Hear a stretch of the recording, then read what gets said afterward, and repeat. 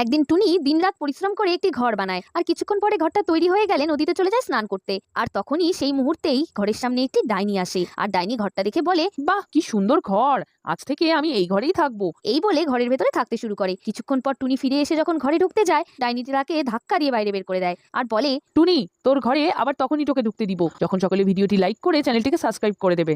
একদিন ডাইনি বুড়ি তার বারান্দায় আচার মেলে দিচ্ছিল, আর তখনই ওপর থেকে পুকু সেই ঘটনা দেখে ফেলে। ডাইনি বুড়ি ঘরে চলে যাওয়ার পরে পুকু সেখানে আসে আর একটি আচারের বয়াম নিয়ে পালিয়ে যায় বাড়িতে। তারপর তার মাকে গিয়ে বলে, মা দেখো, ডাইনি বুড়ির বাড়ি থেকে আচার চুরি করে নিয়ে এসেছি। তখন টুনি তাকে অনেক বকাবকি করে আর বলে, তোকে কতবার বলেছি না কারোর বাড়ির জিনিস চুরি করে আনবি না, যা এক্ষুনি ফিরিয়ে দিয়ে আয় বলছি। ঠিক আছে মা, আমি আচারটা ফিরিয়ে দেবো, তবে অনেক কষ্ট করে এনেছি। তাই যখন সকলে ভিডিওটি লাইক করে চ্যানেলটিকে সাবস্ক্রাইব করবে তারপর আমি ফিরিয়ে দেবো। একদিন টুনি তার ছানা পুকুর জন্য একটি গাড়ি কিনে নিয়ে আসে তাকে গিফট করবে বলে। টুনি গাড়িটি বাইরে রেখে ঘরের ভেতরে যায় পুকুকে ডাকতে, আর তখনই সেখানে ডাইনি চলে আসে আর টুনির গাড়িটি নিয়ে সেখান থেকে পালিয়ে যায়। টুনি তার ছানাকে নিয়ে বাইরে এসে যখন দেখে তার গাড়িটি নেই, টুনি তখন অনেক কান্না করতে থাকে, আর কান্না করতে করতে তার ছানাকে নিয়ে সাথে করে গাড়িটি খুঁজতে খুঁজতে ডাইনির বাড়ি গিয়ে পৌঁছায়, আর কাঁদতে কাঁদতে ডাইনিকে বলে, ডাইনি, অনেক কষ্ট করে গাড়িটি কিনেছি, আমাকে ফিরিয়ে দাও। তখন ডাইনি বলে, ঠিক আছে টুনি, আমি তোর গাড়ি তোকে ফিরিয়ে দিতে পারি যদি সকলে ভিডিওটি লাইক করে চ্যানেলটিকে সাবস্ক্রাইব করে দেয়। তোরা যদি ঠিক করে দিতে পারিস আমার মেয়েকে, তাহলে কথা দিচ্ছি তোদের আমি কোনো ক্ষতি করব না। ঠিক আছে ডাইনি, আমরা আমাদের নাগমণির সাহায্যে চেষ্টা করব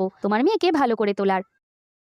এই তো আমার মেয়ে চোখ খুলেছে, আমার মেয়ে ভালো হয়ে গেছে। তোরা যদি কখনো বিপদে পড়িস তাহলে আমাকে ডাকতে ভুলিস না যেন। আমি তোদের কথা দিয়েছিলাম আমি তোদের কোনো ক্ষতি করব না। তোরা তবে এখন আসতে পারিস। গল্পটি ভালো লাগলে অবশ্যই একটি লাইক ও চ্যানেলটিকে সাবস্ক্রাইব করে দিও। আর যারা যারা আগের পর্বগুলো দেখোনি তারা অবশ্যই আমাদের চ্যানেলটিকে ভিজিট করে আগের পর্বগুলি দেখে নিও।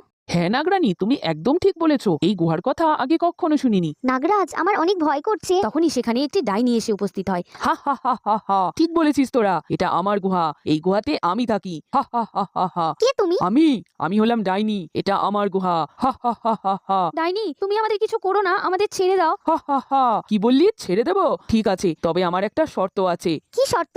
এই গুহাতে আমার মেয়েও থাকে, সে অনেক দিন ধরে অসুস্থ। তোরা যদি তাকে ভালো করে দিতে পারিস তবে আমি তোদেরকে এখান থেকে বের হতে দেবো। হা হা হা হা হা। বন্ধুরা, এর পরবর্তী পর্ব দেখার জন্য অবশ্যই ভিডিওটি লাইক করে চ্যানেলটিকে সাবস্ক্রাইব করে দাও।